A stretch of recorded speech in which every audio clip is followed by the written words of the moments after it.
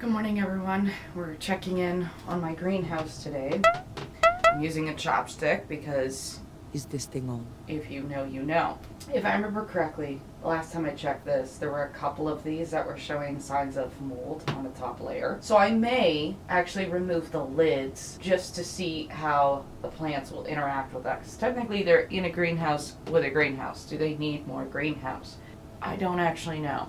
I forgot to mention that I'm going to use a paintbrush to remove the mold, which I will probably spray down with isopropyl alcohol, I think, just to make sure that the plants don't get with it. I am honestly concerned that nothing's going to grow, and that stresses me out so much. I never thought I would be a 32-year-old wishing that my plants would grow in March, you know?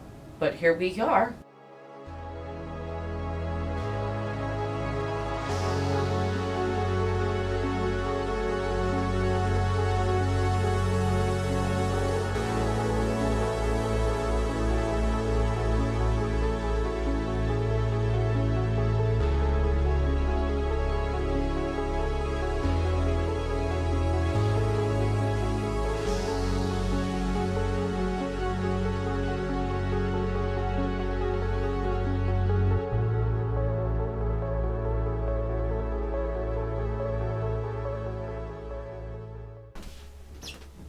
And there you go. You might ask, Aren't you scared of burning the plants now that you put all that cinnamon down? and the answer is yeah, I would say so. But I also think, and I have observed it to be true, that plants, not unlike humans, are quite resilient. They want to grow, they want to survive, they want to flower, just like you and I do. So even if every circumstance around us is difficult, we'll make a way. And odds are, because I have over 200 seeds here, something is got to give, right?